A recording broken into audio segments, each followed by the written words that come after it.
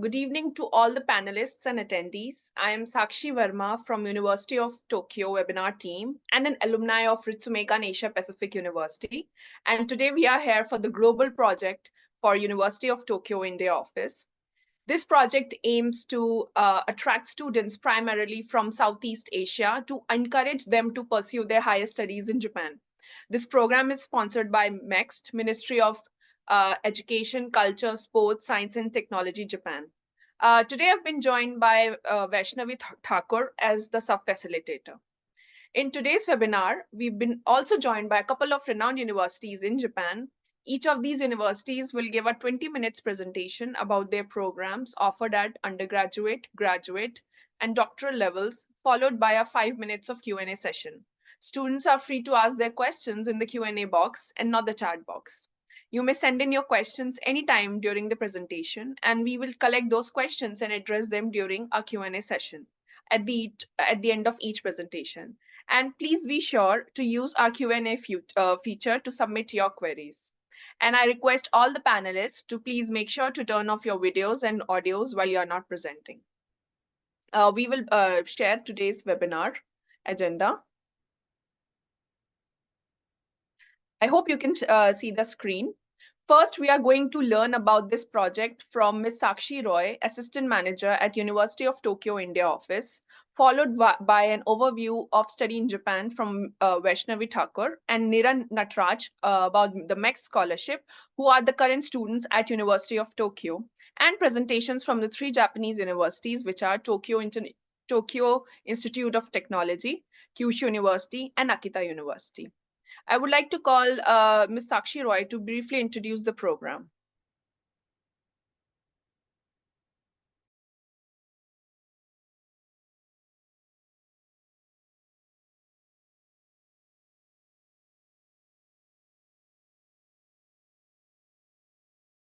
I hope you can see my screen, Ms. Sakshi. Yes. Thank you so much. So hello, India and Japan and beyond. I am delighted to have each of you joining us for today's session, Study and Have a Career in Japan, which is brought to you by MEX, the Ministry of Education, Culture, Sports, Science and Technology, Japan. So I hope you all are ready for an engaging session on career opportunities in Japan. My name is Sakshi Roy and I work at the University of Tokyo, India office.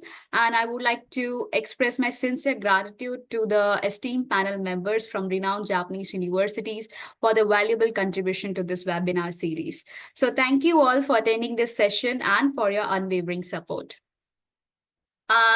Next, I would like to give you a brief introduction about our office. So we are an integral part of Study Japan Global Network Project in Southwest Asia, led by MEXT. So we are dedicated to providing comprehensive information about Japanese universities. And additionally, we are committed for raising awareness about the various higher education opportunities in Japan by organizing educational fairs and seminars across India.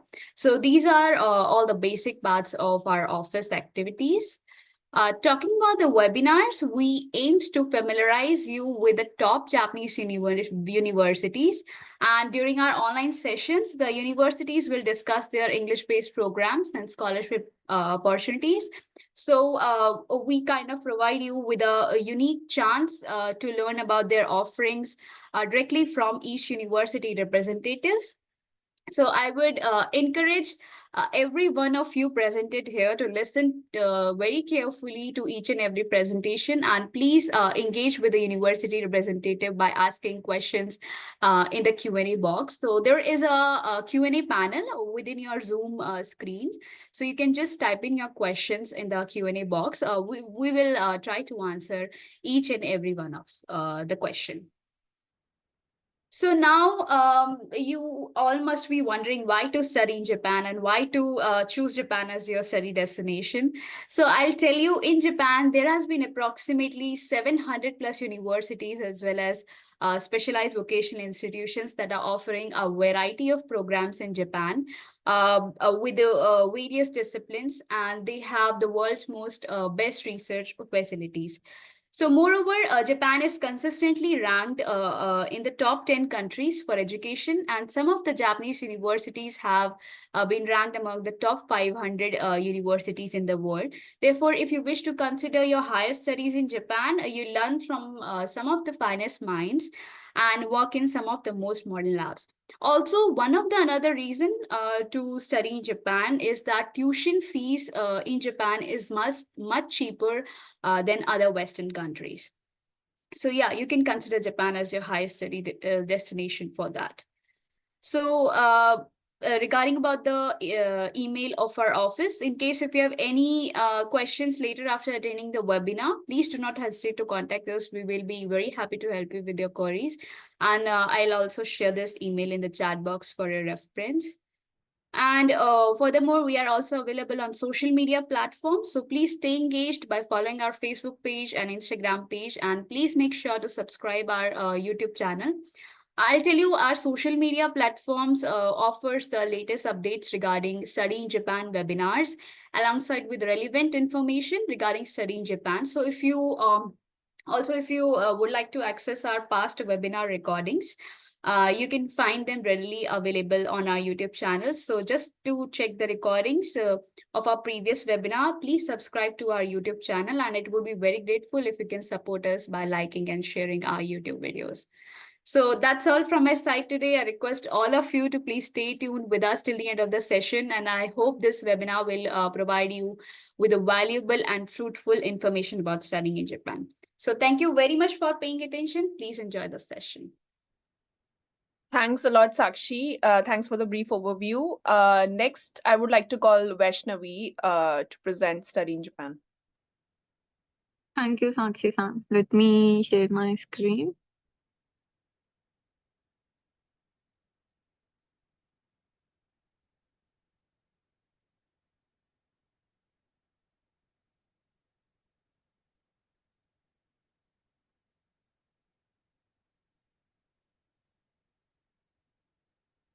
I hope the screen is visible. Is it okay? Yes.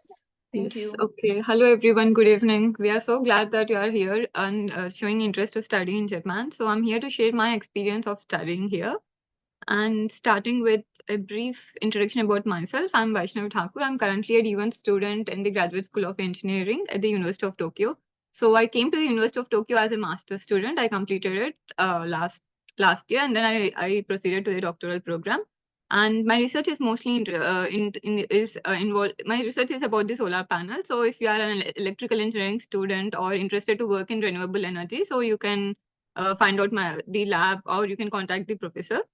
And moving on, so in my today's presentation, I would like to explain about why did I choose Japan, or why is Japan a very good destination for higher studies, and what is the education system in Japan, and various costs of studying in Japan, and also the scholarships, and I'll briefly touch upon the application process as well. So moving on, why Japan? So why did I choose Japan? So not just me, any student who wants to study abroad, or who is considering to pursue a graduate school or undergraduate school abroad. So the first and the foremost thing they see is how is the education over there. So in that aspect, Japan stands at the forefront of global innovation and scientific exploration. So it has earned a reputation through decades of commitment to the world-class research. This is mainly because of the combination of a huge and significant funding from the government, and also the advanced technological infrastructure. And there's also a rich cultural tradition which values education and precision. So that makes Japan as a world-class research center. And the second salient feature of Japan is its safety. I need not emphasize much on this, because it is very well known that Japan is one of the safest countries in the world. So all thanks to its low crime rates and effective law enforcement, and also there is a strong emphasis on respect and harmony for the towards the society and other individuals. So these all make Japan a very safe country. And the third most important factor, especially for students, is the financial burden. So do we have to take loans to study? In general, when we are pursuing, when we are pursuing studies abroad, it involves a lot of financial burden on the students' parents, and taking of loans from the banks. So, and then in the end of after we complete our studies, then we have this extra stress of finding a job and clearing the loan. So in this aspect, I would say Japan has offers many scholarships. So there are plenty of scholarships, which I'll later specify a few. So this reduces the financial burden on students and parents as well. So these three are the most significant factors which made me choose Japan as my destination. And the other factors are the public transportation and infrastructure. So usually in other countries, we see that to transit from one place to other place, we definitely need to have a car or our own private transportation. But in case of Japan, it is very well known for its public transportation because the network is very great, and the transportation punctuality, and it makes one of the best transport systems in the world. So the students need not worry about how they have to move around, or how they have to move around from the university to their dorm. So if it say you are working late in the night, so we need not worry about, okay, I have to rush back to home now, so it's quite late, because that train's running almost till midnight. You can take the last train and you can come back house. I mean, you can come back to home and so on. So, and it's also very safe as well. So this is also one of the very important factors which students or anyone who wants to study abroad has to consider. And lastly, it is the national health insurance policy.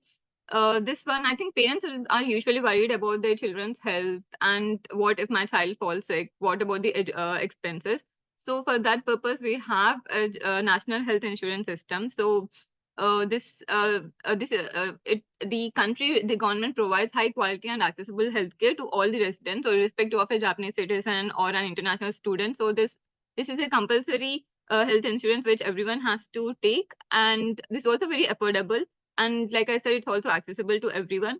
So one of the key strengths is that almost all the about 60% of the expenses are covered by this health insurance policy, and the remaining 40%, say if you are students, it is covered by the universities.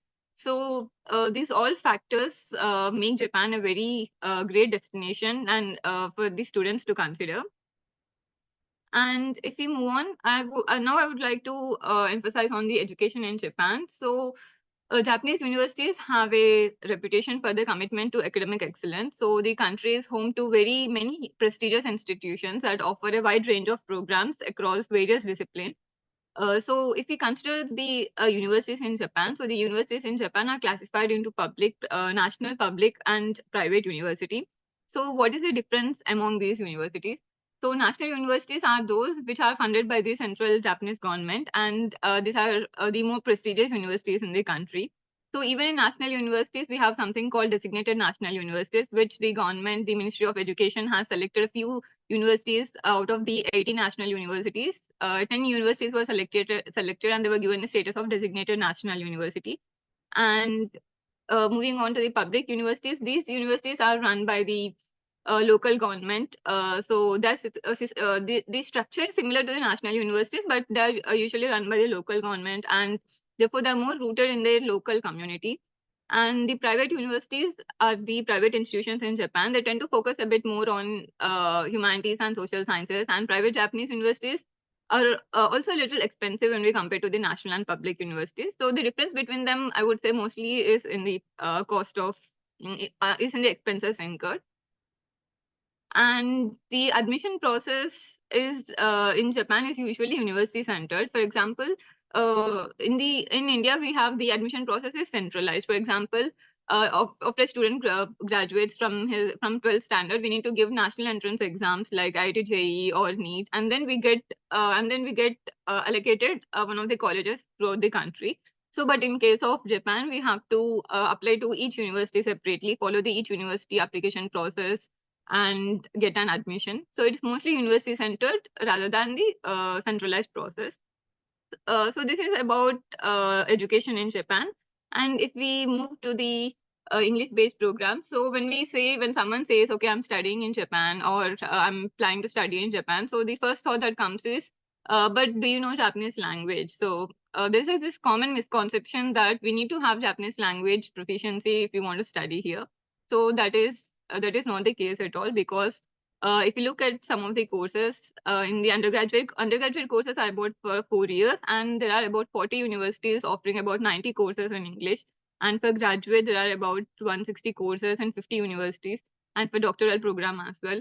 So there are English programs there are programs taught in English, so we need not have Japanese language. There are so many students who come every year like with zero Japanese language proficiency, and then later on it's not like you need not have Japanese language for to study and to graduate. Yes, you need not have, but if you know Japanese language, it is always a plus point.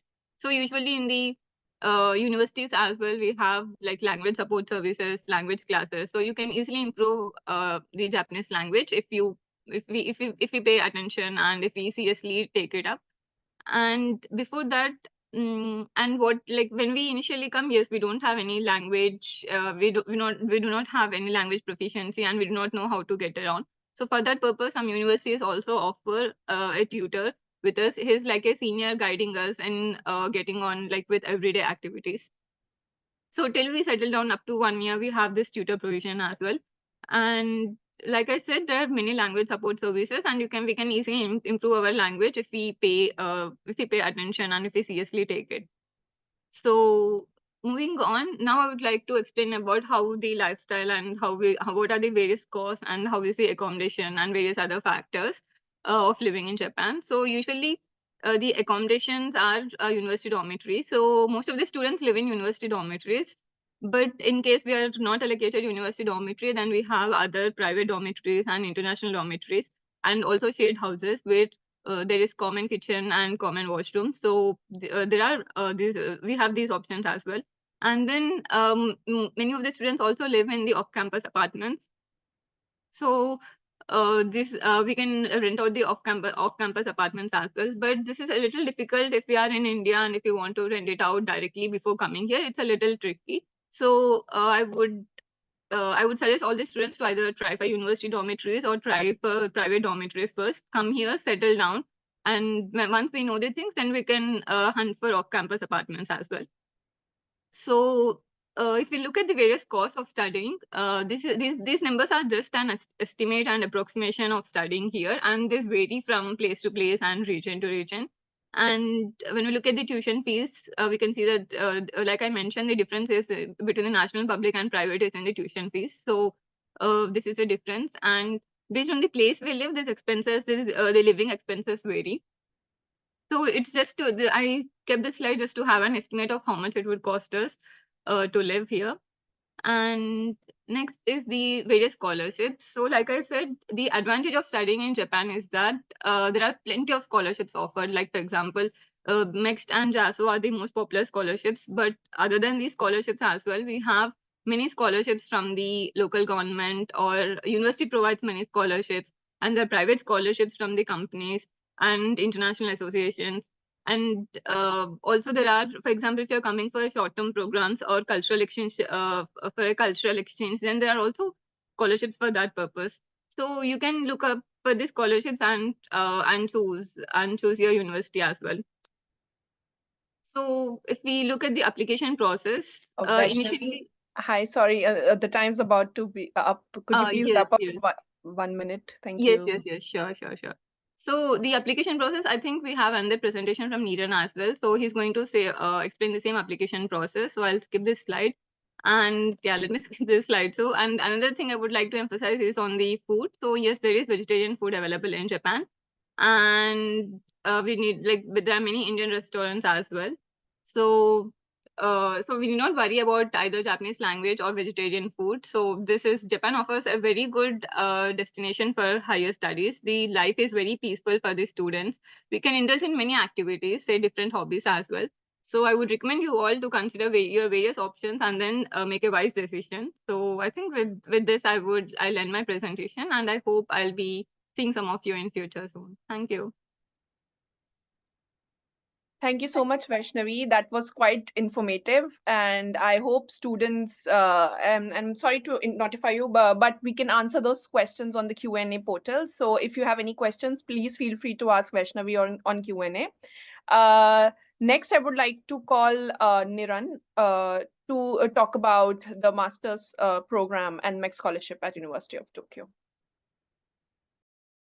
Yeah, thank you, Sakshi. I hope my screen is visible. Yes, thank you. Yeah, thank you.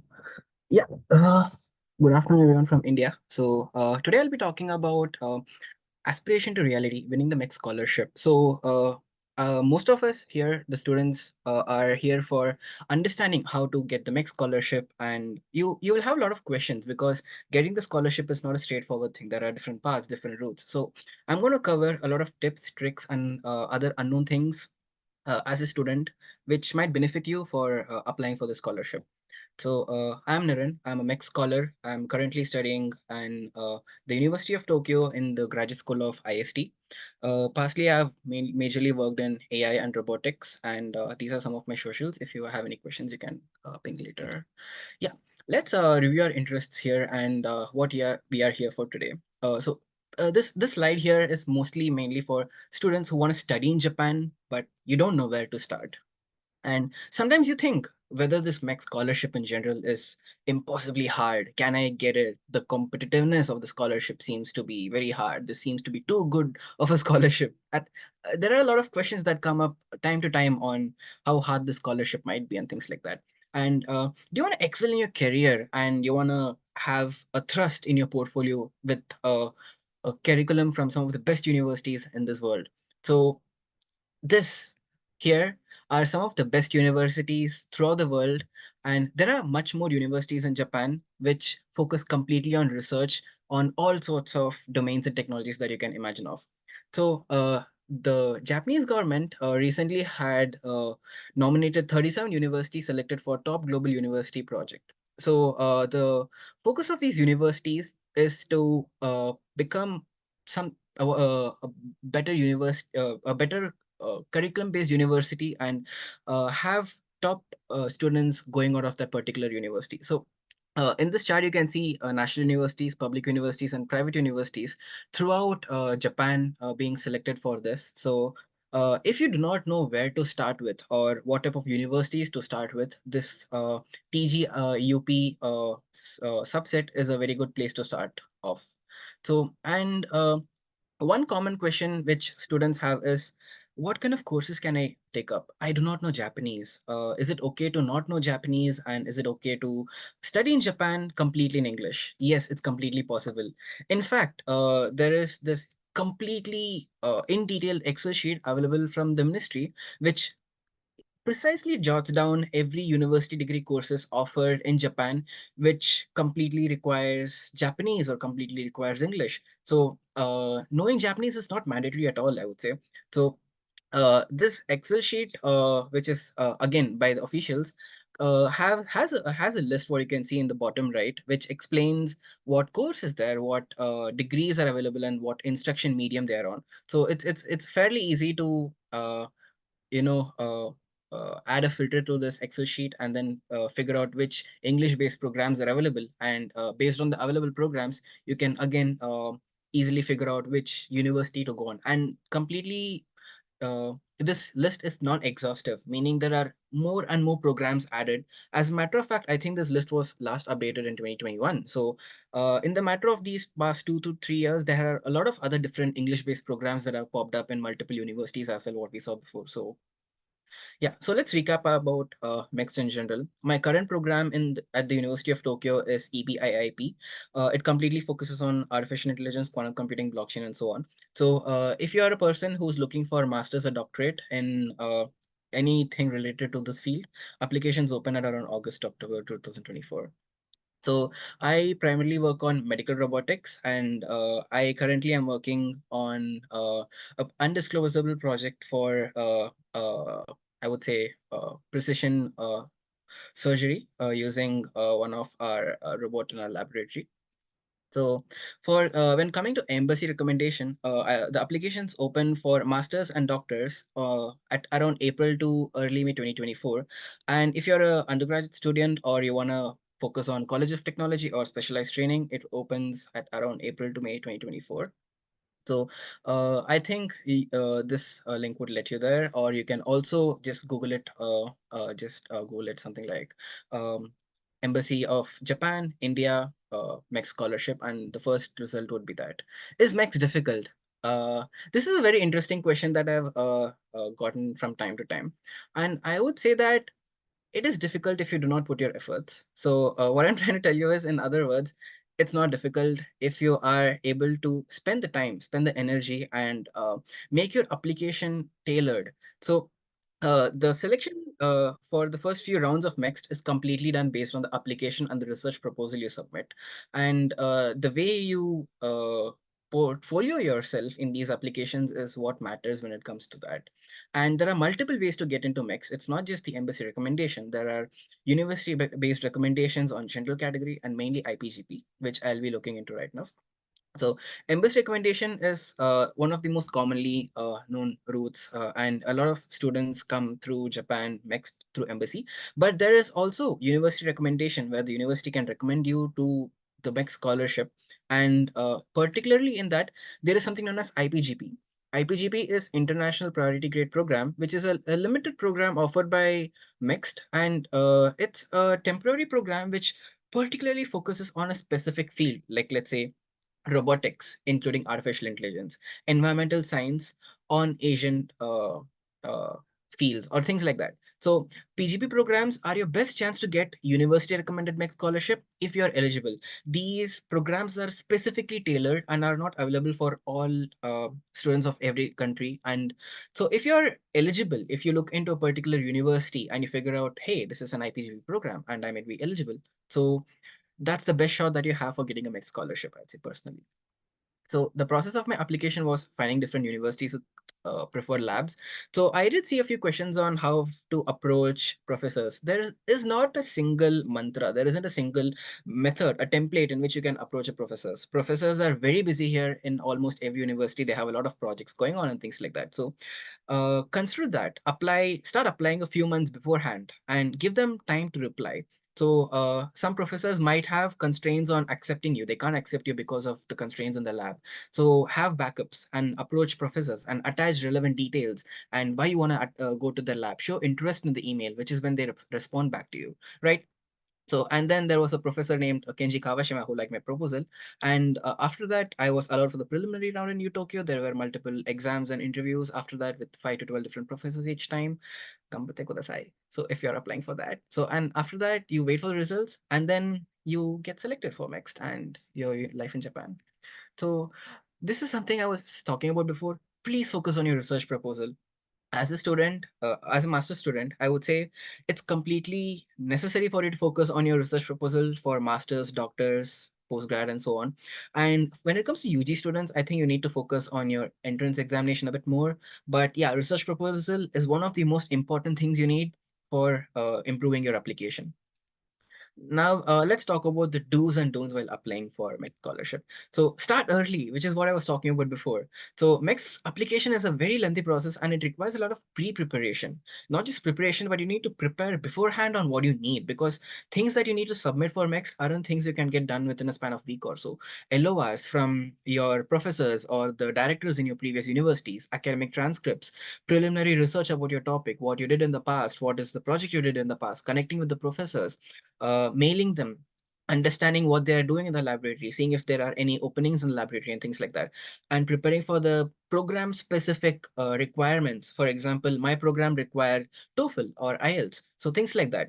Japanese language is not mandatory, but when it's mandatory, they have specific requirements like N2 or N1 proficiency, so things like that. And a strong, unbeatable research proposal. Take help from your senior students if you're from already from currently studying in a university. Understand how your seniors are going on, talk to them, and try to improve your application before you submit it. And yeah, having Japanese proficiency might not be required in the application, but yes, if you're planning to study in Japan, please to study Japanese, so that it's really amazing of a country here, and you do not want to miss out the chance on talking with people here. So yeah, and don't get overwhelmed. So when you search for mixed and you start looking at the reviews of people online, the students who got mixed, they'll be like, kore wa chotto muzakashi na. It is like, it's a bit difficult, right? So it's not difficult to get mixed scholarship in general, but I would say you need to prepare beforehand and have at least 2 to 3 months uh, set aside and dedicatedly focus on mixed by itself. But there are a few things which you can't get done in just 2 to 3 months. for example, your project works or your uh, JLPT N2 or N1 and things like that. So I would say depending on your current situation, this is something that you need to look into personally. And watch out for eligibility. Some programs might not allow you to apply for them because of a particular constraint there. So please make sure that you are applicable for that particular program, and you can approach the particular professors for the program, so that you do not waste your time in something that you would not be able to apply for in the end. And yeah, approach professors early. Both mixed and university recommendations in general require that you have some sort of acceptance, so before applying. So embassy route requires it post selection, which is a completely different thing. So most of the professors are understandably busy throughout the year, so might need some time to get back, but they definitely get back. Based on my personal experience, 8 out of 10 professors did reply back to me, whether it was a positive reply or a negative reply, they did communicate. So communication is not a problem as long as you give the time for them. So prepare for the respective exams: TOEFL, EJU, GRE, and university conducted exams. So we previously saw Vaishnavi talking about how Japan does not have a centralized exam. So exactly. So you need to apply for different universities separately. This does not mean that it's difficult. Each application might be difficult in the beginning, but as you start preparing for them, it's easier to apply, and you have everything. You just need to get the application done. So as long as you prepare, it'll be easy for you to apply and uh, take any exam that's required. And rejection is not the end. Personally, I had to apply for mixed twice. The first time I was rejected. So firstly, I could say that rejection is something that you need not, worry completely about. I would say it's just the beginning of your application. When you get rejected, when I got rejected the first time, I saw what was completely wrong in my application. I spoke to professors. I understood what was wrong from the professors at the University of Tokyo itself. They were very kind in helping me understand what was the mistakes. So you can apply for mixed once again, or if you are financially semi-stable or stable, you can also apply for the universities directly. And there are lots of scholarships available just aside from mixed, which you can apply for once you join the university. And yeah, and I think Japanese universities are one of the most affordable universities in the world compared to other countries, specifically the Western ones. So yeah, around 3 to 5 lakhs a year for national universities. And scholarships aside from mixed, there is student exchange support, which is pre-arrival, depending on universities. There's mixed honor scholarship. There's JASA scholarship, university funded scholarship. For example, UTokyo has UTokyo scholarship, which is around 200,000 yen per month for each student. And department funded scholarship, each department of each university might have a budget for scholarships. And industry funded lab based scholarship, so companies like Mitsubishi, Toyota, and Komatsu, companies like this collaborate with universities, and they provide scholarship for you to study in Japan, so things like that. And there are lots of private scholarships which are pre and post arrival.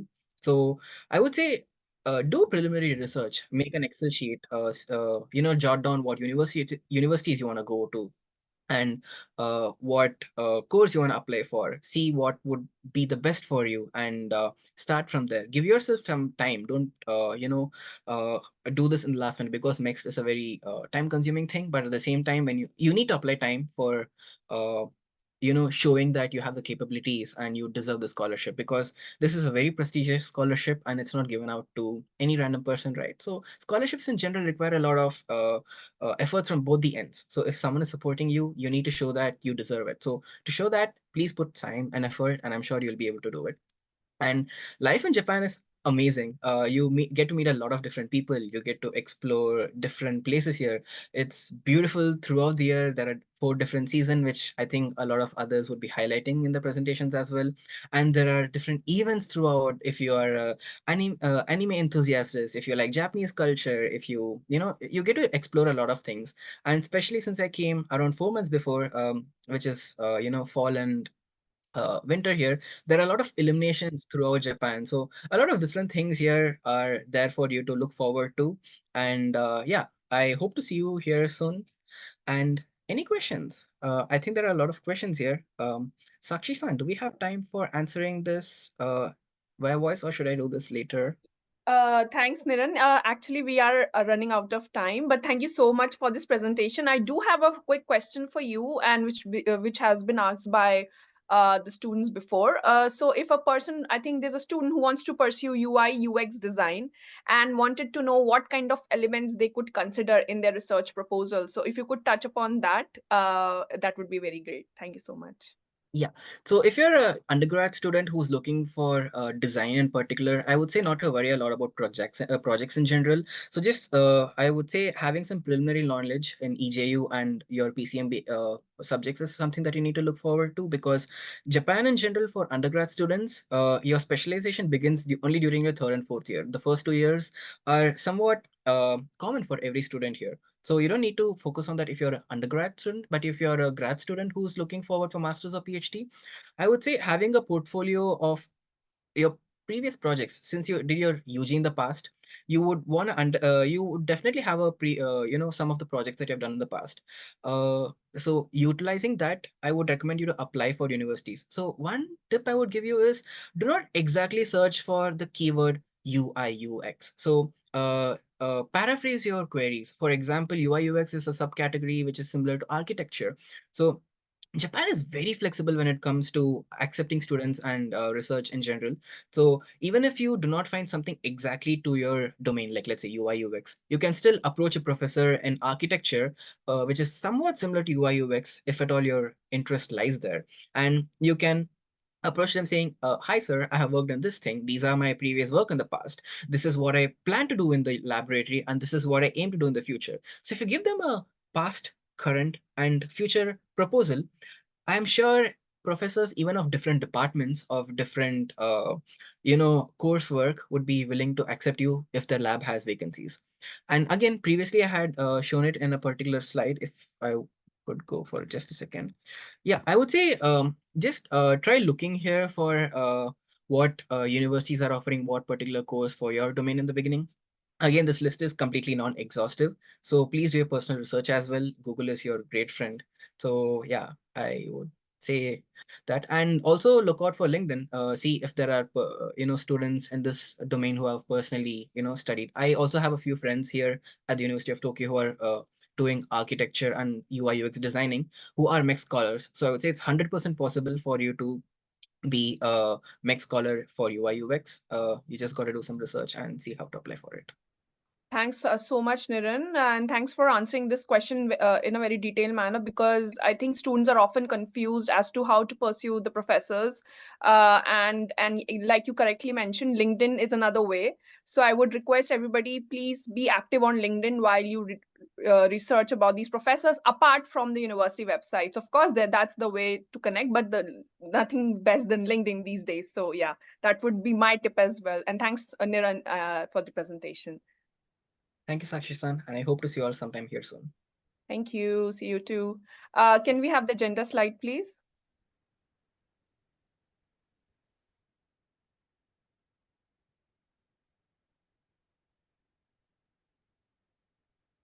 Thank you. So next, we have presentation by Tokyo Institute of Technology. To touch upon the Tokyo Institute of Technology, it is one of the prominent national research university, and Tokyo Tech University stands as Japan's foremost institution for science and technology education, recognized by as one of the 5 initial designated national universities in Japan. And today we've been joined by Professor Cross from the Tokyo Institute of Technology, and Jinesh Mohan, who is a current student and who will be giving us an insight into the universities. So, Professor.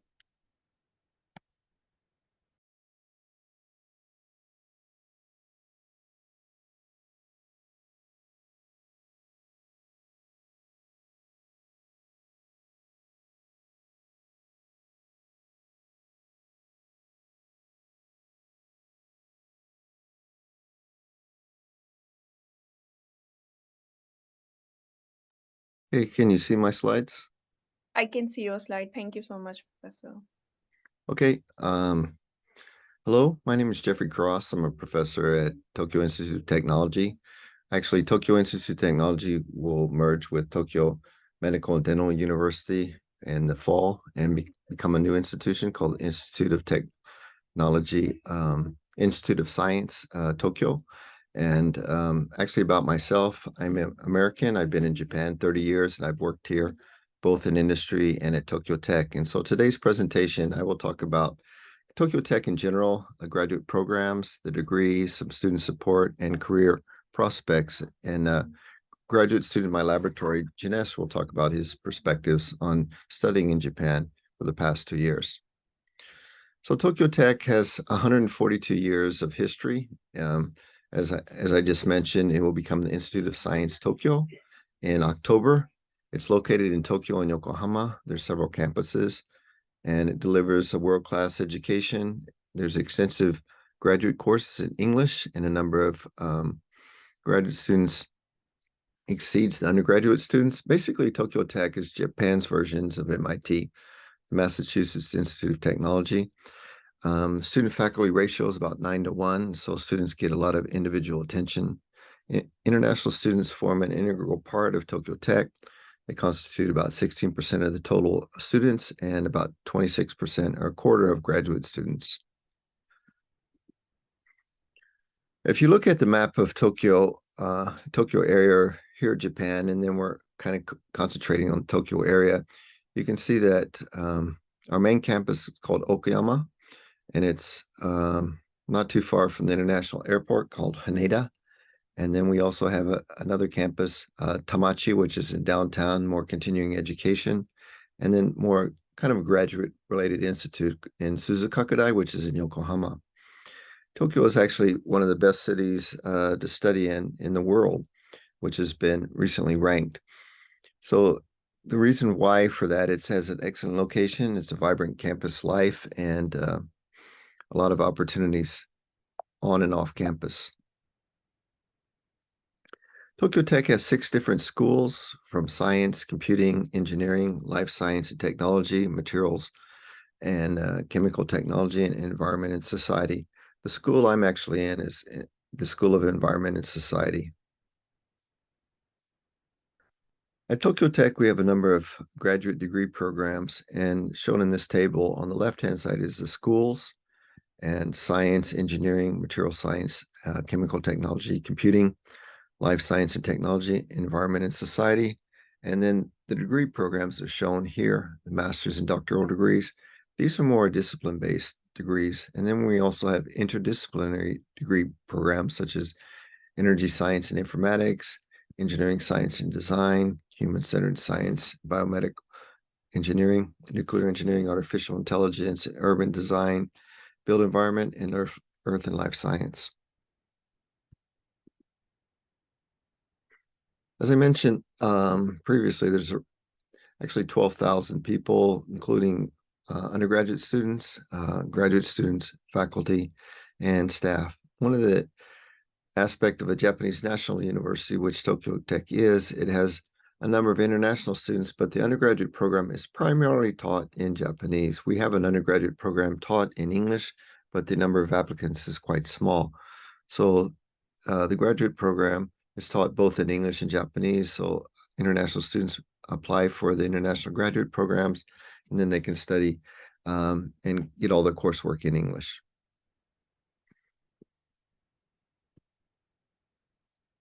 Here's a representation of students, graduate students attending, or international students attending Tokyo Tech. So primarily, most of them are from Asia. We have students from North America, Africa, Europe, and other countries as well. Primarily, most of the international students are from China, and India is actually a very small percent. We'd like to see a number of Indian students increase. And I think the prior 2 students from University of Tokyo gave excellent presentations to try to encourage Indian students to apply for the MEC scholarships and to come to Japan. At Tokyo Tech, we have graduate programs called International Graduate Program, and we have both fall and spring admissions. So this refers to admissions, both master's program and integrated doctorate program. That means master's 2 years, doctorate program 3 years. And these are theme focused, and they have scholarships available, both the MEX and JASO. We have another program called International Graduate Program B, which has fall admissions. Fall admissions means admissions typically in late September, early October, and doctoral applicants are accepted. Finally, International Graduate Program C, it's both admissions is both in the spring and the fall. Master's and doctoral programs are available, and actually it's currently accepting applicants right now. Scholarships are available from JASO as well as the Asian Development Bank. So here's a summary of the international graduate programs. Lectures and seminars are conducted in English. We have both fall admissions for a number of the programs, as well as spring admissions for the International Graduate Program C. A lot of the information, as previously noted, requires some prior preparation. And the other thing is, if you have questions about these particular programs, it's probably best to go to the website. So as a result, we have both a QR code, which you can scan and just go to the website and get more information on the programs themselves. Here's the overall schedule, as mentioned before by a prior speaker. Let's say you apply. Let's take International Graduate Program C, which has a fall intake. Right now, applications are being accepted starting from January until the beginning of April. Then their interviews are held, or admissions tests are held for students. Admission material are reviewed, and then students are notified of the results, and then they enroll in, for example, late September, early October. International Graduate Program A, which is theme-based. Typically, students apply in the fall. They get results in the spring, and then they're actually enroll in, for example, in the fall. So it basically takes almost about a year. So they apply in the September, October, and they're admitted the following year. So that's an overall. There's more specific information about particular programs. There's departments that have International Graduate Program scholarships. These are shown here on the right side, where we have graduate program for science and innovative quantum expert leaders, cyber physical systems for super smart society, interdisciplinary education program on materials research and development, graduate program to foster BioDX, digital transformation leaders for global bioindustry, postgraduate program for environmental designers and contributing to resilient cities. So applicants, further information is shown on the left hand of the slide. Again, the best thing to do is scan the QR code and look to the website for further information. We have another program called International Graduate Program B. In this case, the program is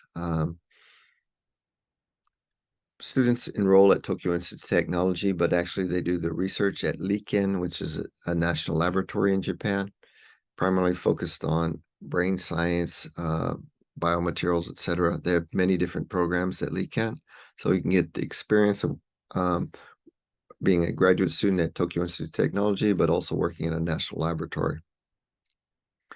And so this is primarily a doctoral program. It's focusing on nanomaterials and nanobiomaterials. And there's joint supervision by academic supervisor at Tokyo Tech and Liken.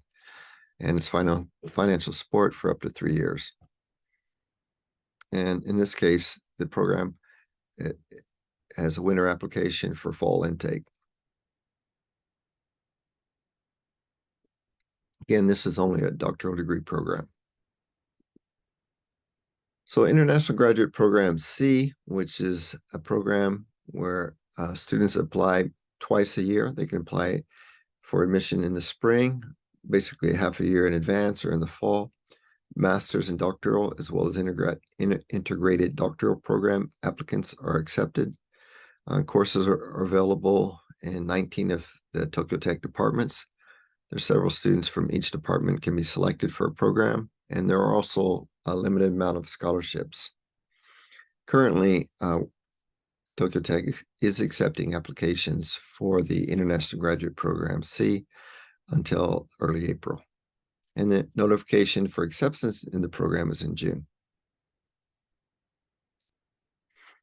Okay, Jenish, who's going to talk after me, will talk about how to select your academic advisor. So I'll quickly pass through this. If you're looking for example, to study at Tokyo Tech without being in a degree program, we do have a number of exchange programs. And I would suggest you look at the website for further information. There is a lot of student support at Tokyo Tech. For example, housing support, sports center. We have a sports center, international student support desk, Tokyo Tech career support, Japanese language and culture, and there's an international student organization. And then also we have student ambassadors who are international students who talk about their experiences at Tokyo Tech, and you can see those on the website. So because time is limited, I'll quickly go through a number of these slides, and you can look, share these slides or scan the QR code for more information. Tokyo Tech does have a number of dormitories, and the cost of dormitories vary between 30,000 to 650,000 yen per month. We have a sports center where students can exercise. There's a number of training rooms as well as group activities, martial arts, pool, weight training, etc. There is a sports desk which helps international students, and we also have a tutoring system where international students get support from students at Tokyo Tech if they have issues with administrative matters or in the local community. There's also career support. That is, students look for a job after their graduation. There's a lot of information about that. Again, Janice, who follows my presentation, will talk about that in a little more detail. If you look at career paths of international students, some of them, if we look on the right side of the slide, we can see that students find a job in Japan. Some of them go home. Some of them are continuing to look for jobs. Some of them enter the graduate programs or doctoral degree programs or go to other universities for advanced degrees.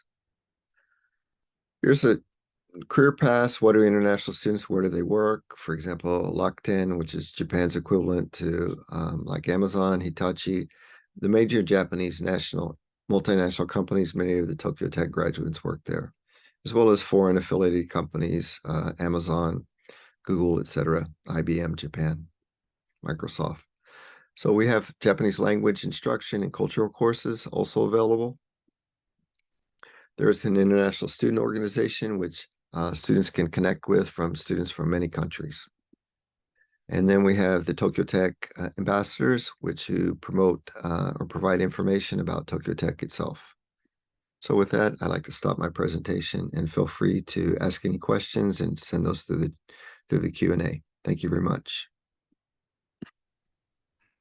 Thank you, Professor. Now,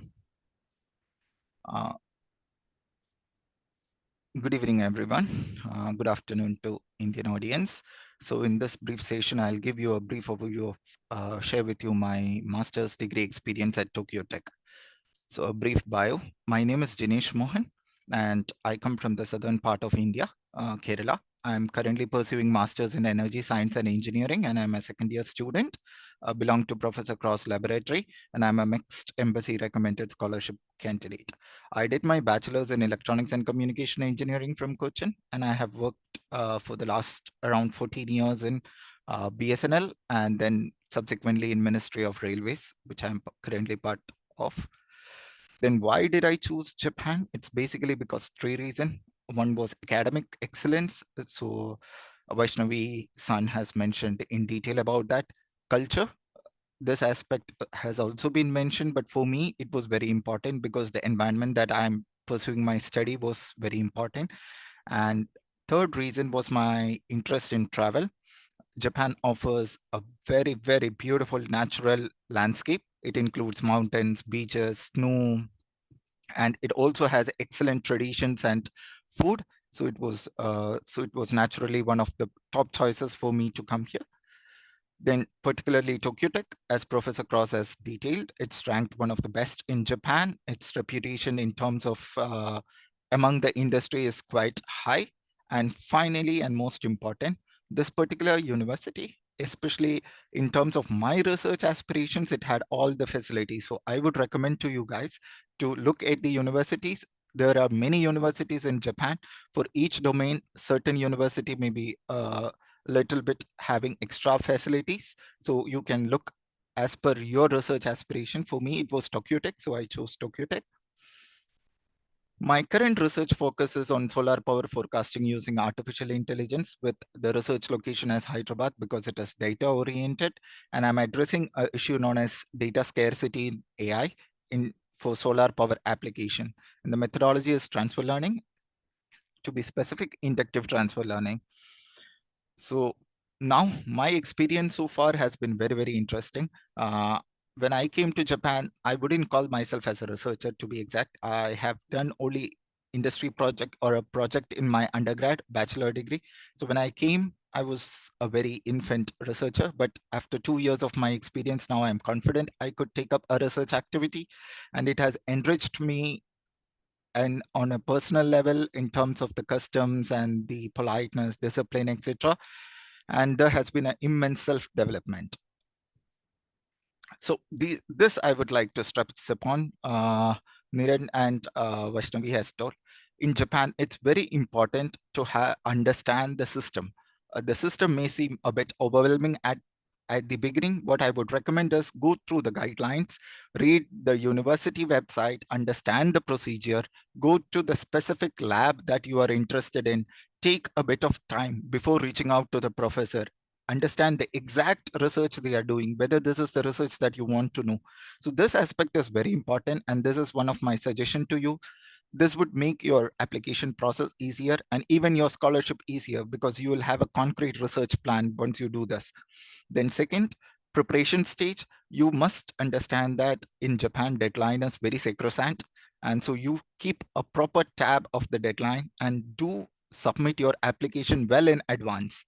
Don't wait for the last day.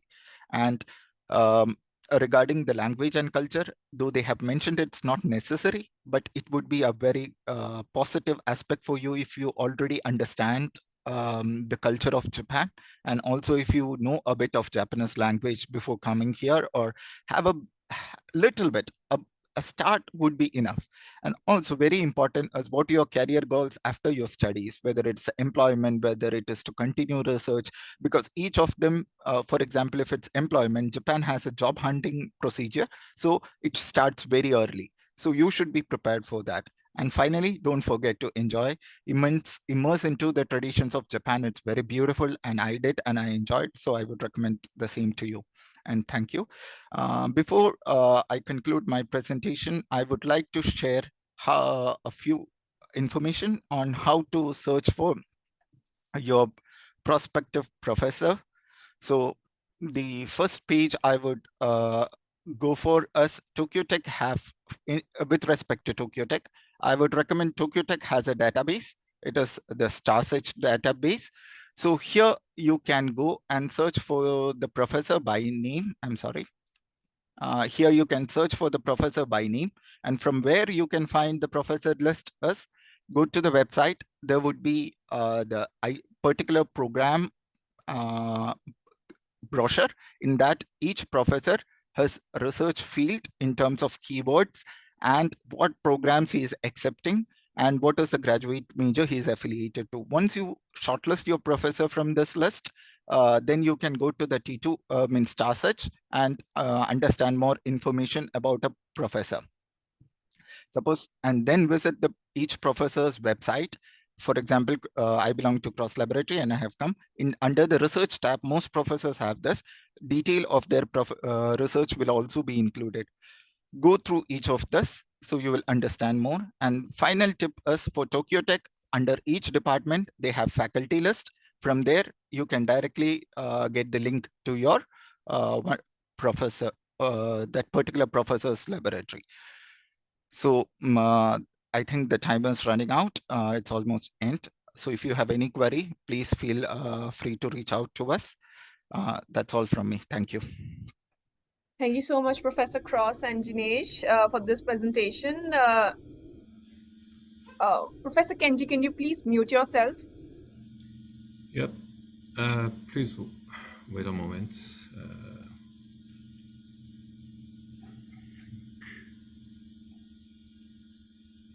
Anyways, I'll proceed. Since we are running short of time, I would just want to take one question regarding scholarship. Probably Professor Cross might have talked about, but if you could also suggest something on the scholarships apart from MEXT for Indian students. That would be really great. Professor Kenji's apologies, please. We are still in the Q&A process for Tokyo Tech. Could you please unshare your screen? Yes, am I sharing my screen or not? Yes, Professor, but we are still going with the previous presentation. Could you please mute yourself? Apologies for that. Thank you so much. If you have heard my question, would you like me to repeat again or? No, I understood your question. Thank you so much. I think it depends upon the program. For example, the international graduate programs have the MEX scholarships, or as previously mentioned, the embassy scholarships are from the Japanese embassy in India. There's also the JASO scholarship, but I think getting more information about the JASO scholarship, students can apply, for example, International Graduate Program A, and at the same time they apply, they can also apply for the JASO scholarship or request that they're an applicant for the JASO scholarship, but we need more support from our international staff to answer that question specifically. Okay, thank you so much. We do have a lot of questions on our Q&A box. So if you could answer that, that would be really helpful as well. Thank you so much. Okay, thank you. Thank you. Okay, so next we have presentation by Kyushu University. And today we've been joined by Professor Kenji Kaneko, who will be talking about the international graduate programs in engineering. Okay, thank you very much for your kind introduction. My name is Kenji Kaneko, and I am a professor in the Faculty of Engineering, Department of Materials Science. I got my degrees in United Kingdom, such as Bachelor at Imperial and Master PhD in Bristol. Today I'm going to explain several ways to study engineering at Kyushu University. Firstly, probably all of you know the geographic location of India and Japan, but not of Kyushu University. We are located at Fukuoka City in Fukuoka Prefecture in Kyushu Island, I believe, about 1,000 kilometers closer to Delhi than Tokyo University or Tokyo area anyway. Unfortunately, there is no direct flight from Fukuoka to Delhi, but it usually takes 16 hours to 20 hours from Fukuoka to Delhi. Well, let me introduce about Kyushu University first. There are 4 campuses: Ito, Hospital, Chikushi, and Ohashi, and the main campus is Ito, where I am at this moment. We completed the relocation of all our facilities to the main Ito campus in 2018, and it is the largest, actually, single campus in Japan. Like this. And we also have an amazing central library. This is also the largest library of all Japanese universities with more than 4 million items. There are more than 18,500 students, including more than 2,300 international students from all over the world. Well, 13% of our students is international, overseas students, and most of them are graduate students. 3 of our undergraduate schools and each graduate school offer international programs for overseas students and conducted in English. So you can acquire a bachelor, master, or PhD degrees in English. Although its campus is located very outskirts of Fukuoka City, it is still close enough to Fukuoka Airport and Hakata Main Station in Kyushu Island. And Fukuoka is one of the best and attractive cities in Japan, according to Times. Anyway, there are numbers of ways to come and study at Kyushu University, mainly either at bachelor course or at graduate engineering course. Today I will explain you both of them very briefly due to the time. Well, I have to apologize, but engineering is very vast and I cannot explain too much details of each of them. However, you can access to home pages of our university, our faculty, and please do have a look. Well, there is one international undergraduate programs in English at engineering department. We started this particular program about 10 years ago, and there are 4-year bachelor programs taught in English only. In our university, there are 5 international undergraduate programs, including 4 engineerings, applied chemistry, civil engineering, electrical engineering, and computer science, mechanical and aerospace engineering, and so on. And top 5 reasons to choose IUPE engineering: education by top professors, research with leading scientists, study in English, you can learn Japanese, very small interactive classes of 4 to 5 students. You could join the brightest mind from across the globe. Generous support available exclusively for our students. In general, IUPE academic structure is like general education for first year and special education in second to fourth year, and graduation research in fourth year. In the case of applied chemistry, you can learn organic chemistry, analytical chemistry, polymer chemistry, and others. In the case of civil engineering, you can learn earthquake engineering, environmental fluid dynamics, urban system planning, and others. Electrical engineering and computer science, you can learn circuit theory or integrated circuits, algorithm theory, and electric energy, and others. In the case of mechanical and aerospace engineering, you could learn thermal engineering, dynamic and mechanical systems, robotics, and aerospace structure, and others. So you can launch your future at this IUP program, and in details, probably I'd be able to speak to you, or you can learn through internet. And next, in the case of postgraduate global courses of engineering. In the case of postgraduate course, I call it probably PGCE, is taught in by researchers and professors, obviously, and global. We deal with global problems and sustain the development of humankind through engineering. Students willing to be enrolled are expected to be proactive with an indomitable spirit and with the ethics of an engineer. That's what we are willing to. And teaching approach, PGC is very interactive, friendly, intensive courses, and direct interactions with the faculty members are the hallmark of the PGCE. I teach students everyday time, of course, and blend of taught courses and research by hands-on experiments. Projects such as steel-related, semiconductors-related, polymers, robots, bridges, airplanes, rockets, ships, resources, and others. Many types of projects are available at our university. And numbers of internal students, as I mentioned, it reaches somewhere about beyond 2,000, and large numbers of locations are, students are from numbers of locations.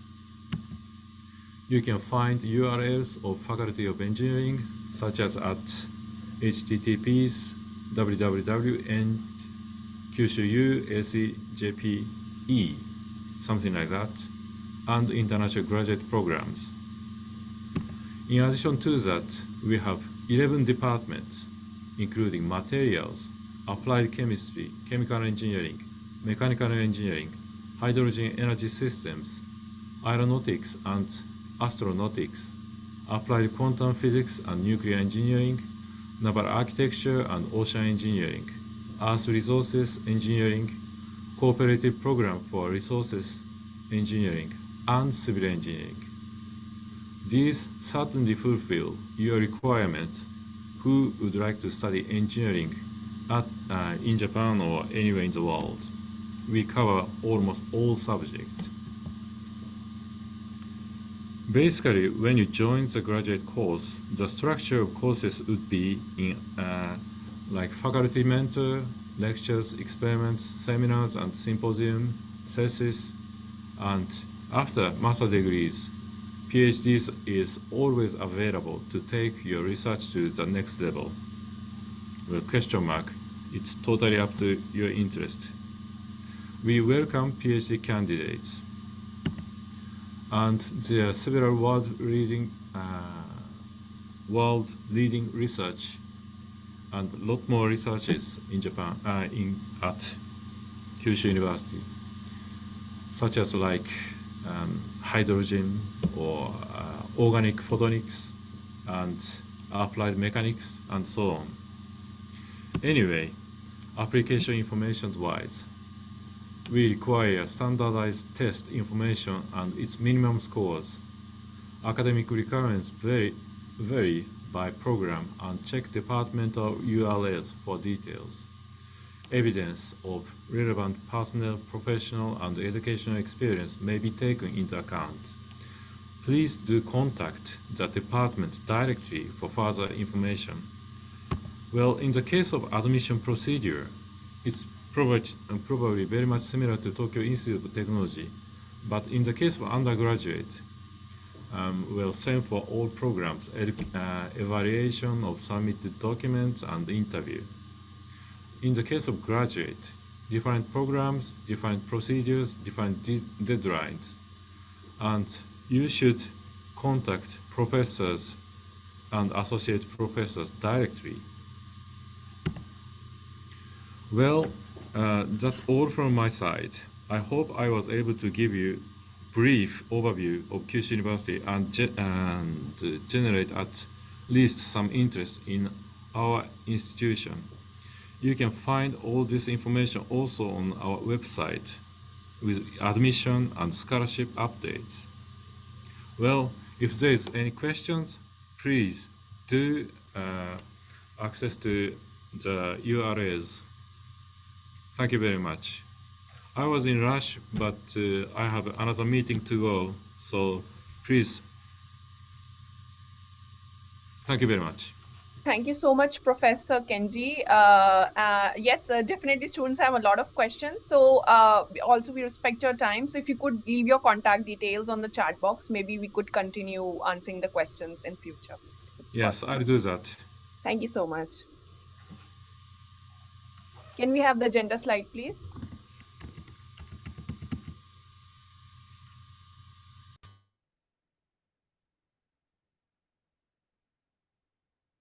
Thank you. So next up, we have presentation by Akita University. So Akita University is a Japanese national university in the city of Akita, which is the focal point for the regional politics and the local economy. It is located in Tohoku region of Japan, which is famous for its snow, onsen, great sake, the Japanese rice wine, the sturdy breed of dogs, and widely acknowledged beauty of its women. To present Akita University, we have Professor Yasushi Watanabe from the Graduate School of International Resource Sciences. Thank you. Thank you very much for the introduction. Just a moment.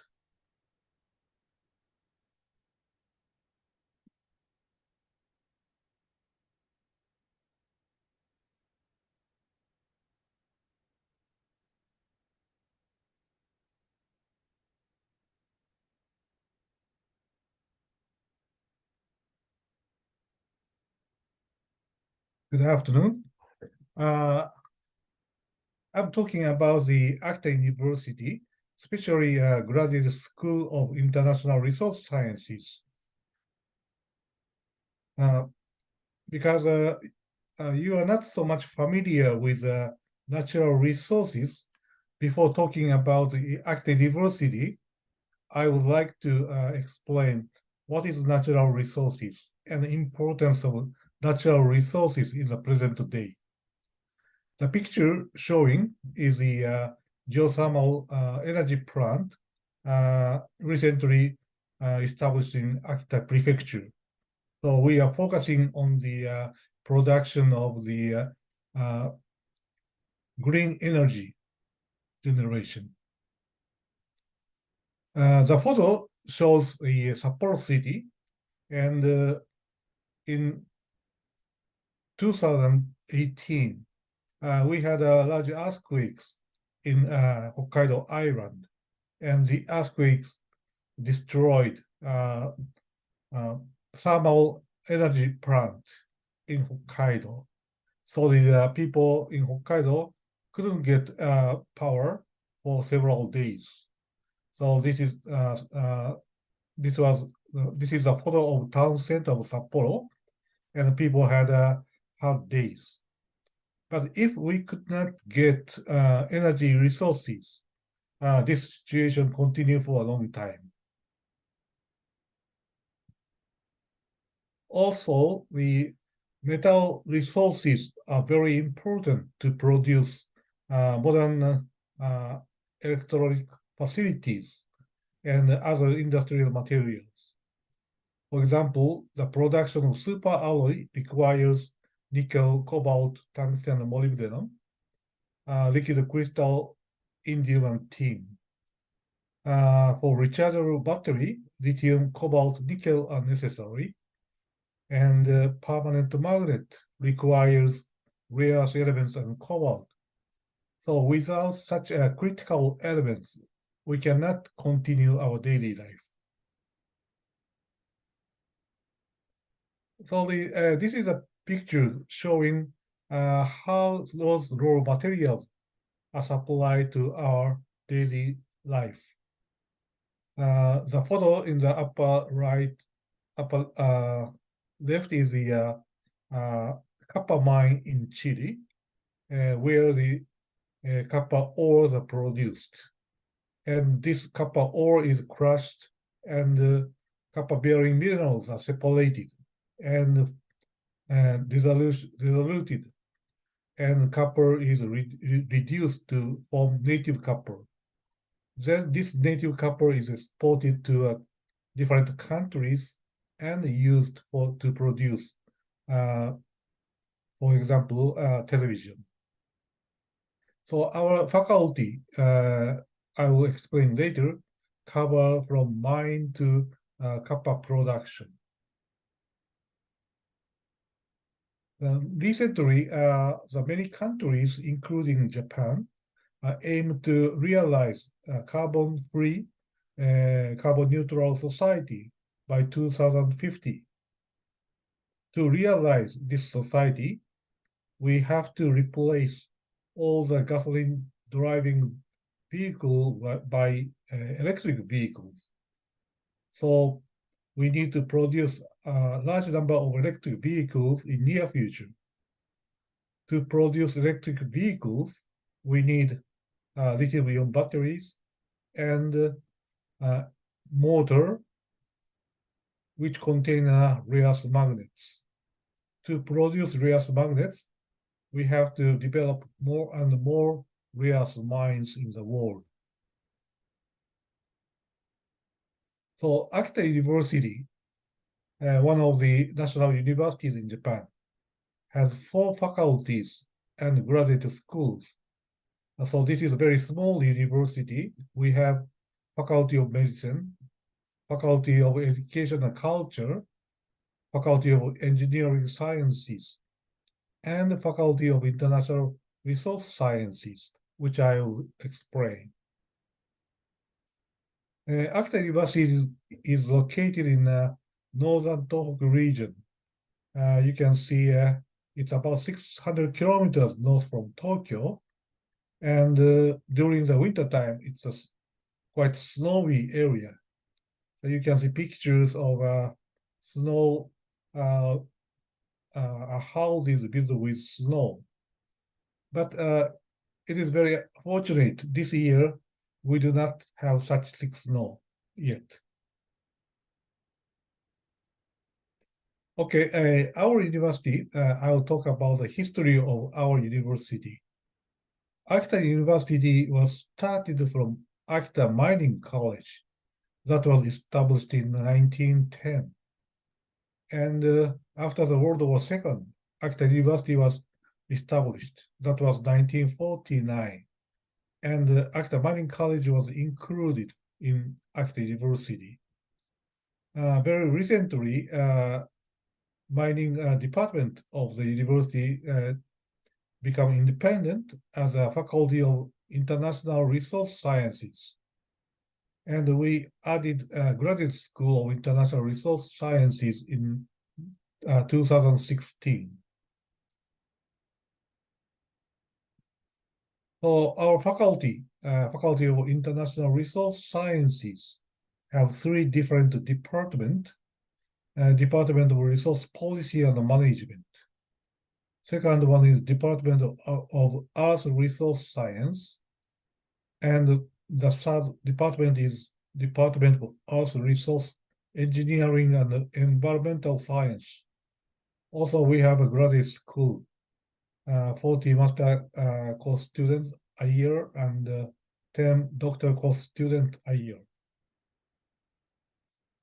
Department of Resource Policy and Management deal with resource policy, economics, mining law, geopolitics, resource management, and international collaboration, etc. The right figure shows one of the Dr. thesis graduated from this department, and she analyzed critical metal evaluation, and some of the critical metals for Japan changes its importance every 5 years. She published this kind of work in scientific papers. The second department, Department of Earth Resource Science, deal with geology, geophysics, ore geology, petroleum geology, geochemistry, volcanology, structure geology, environmental geology, etc. Now we are focusing on critical metals evaluation and exploration to realize carbon-free society. The third department is the Department of Earth Resource Engineering and Environmental Science, which have laboratories of extractive metallurgy, process development, hydrometallurgy, mineral processing, petroleum engineering, geothermal engineering, metal recycling, smart mining, etc. The left picture shows the students are looking at automatically driven dump trucks, which contain a huge amount of mined ores. So that is one of the smart mining project. For scholarship for students, for undergraduate students, we have a mixed scholarship for 5 students, and those students can get the scholarship from Ministry of Education. So detail, please see the Akita University's homepage. The application is in October or November next year, but you need to submit the certificate from the English ability, and you have to have the EJU result. For graduate students, we used to have a mixed scholarship, but this is until this year, and we are applying a new mixed scholarship for Ministry of Education. So we are waiting for the result. Another scholarship for graduate students is the JICA Kizuna project for government and university staff. Please contact the JICA office in India for the application.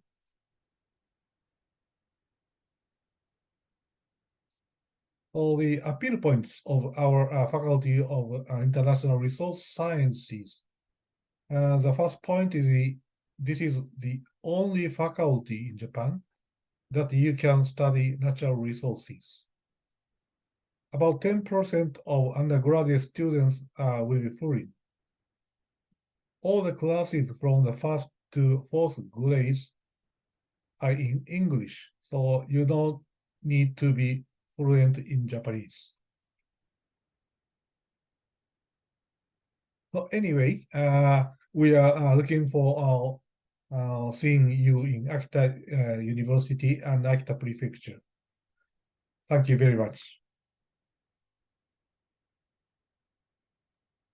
Thank you so much, Professor Watanabe. Thanks for the insightful presentation. We do have a few questions for you regarding the programs offered at the university. So first up, I would like to touch upon like the MOU between Akita University and the universities in India. So if you could let us know if there's some kind of MOU between the from Akita University and some Indian universities in there. So maybe if a student could spend, say, some 6 months in Akita and then 6 months in their respective universities, so that would be really helpful. Do you have that kind of a program? Unfortunately, our faculty has not MOU with Indian universities yet. Although Akita University may have such a program. We do not have such, our faculty do not have such program. Okay. Another thing is regarding the scholarships. So you talked about the Kizuna program. So if you can let us know that how many Indian students, like the number of Indian students currently present at Akita universities, and what kind of scholarships do they usually get? Because I believe there are some certain specific scholarship designated for particular countries. As for India, what does Akita has to offer? Okay, the KISTA program is managed by JICA, Japan International Cooperation Agency, and JICA find a government staff or people working for universities provide a chance to get master degree or a PhD degree in Japan. That is limited to the field of natural resources study. And the KISA project cover all the cost you need, that travel cost from India to Japan, and entrance fee, tuition, and living cost, etc. Also, the project provides the research fund to study the mineral deposit outside Japan. Okay, wow, that's a great opportunity. Probably now we have more than 10 students who has the KISA projects in our faculty. Okay. And the course which you are teaching, the International Resource Sciences. So if you could let us know that what kind of job opportunities are available in Japan or outside Japan within this particular field, that would be really helpful as well. Okay. Most of the students find jobs in the mining companies or petroleum companies. Or others may find a job in the material companies and trading companies in Japan. Okay. So most of them are related to in some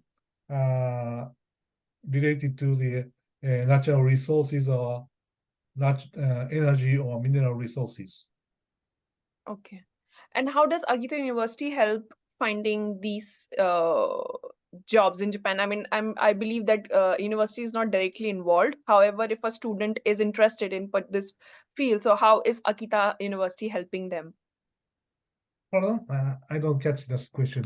Sorry, so I would want to know that how is Akita University helping these students to find or maybe approach these companies in the best way possible?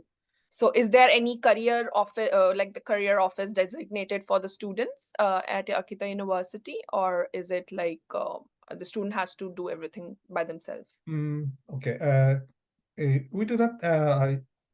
We of course show the list of the companies who are interested in hiring the students, our students, and also we encourage a student to join the internship organized by those companies. Okay. Even the foreign students can find a job in Japan. I know some of my students is working in the trading company and the mining companies. They came Okay. from Vietnam and a South Africa. Yeah. Okay.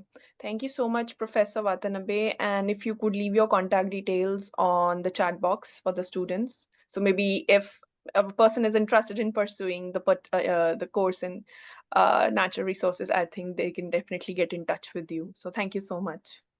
Thank you very much. Thank you. Can we have the agenda slide, please?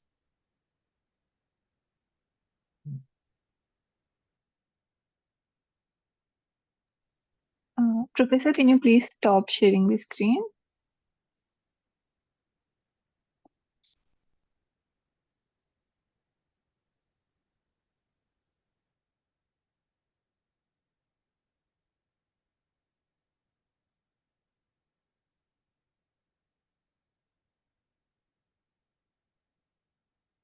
Okay, so this marks the end of our webinar. Thank you to all the panelists and attendees for participating in today's webinar. Though there were a few questions we could not take from Kyushu University, I think you could get in touch. I've left the contact details on the chat box. You can get in touch with Kyushu University directly. As for other universities, all the information have been shared on the chat box. Please take a note for that. And for more information about Japanese universities, please join us in our upcoming webinars.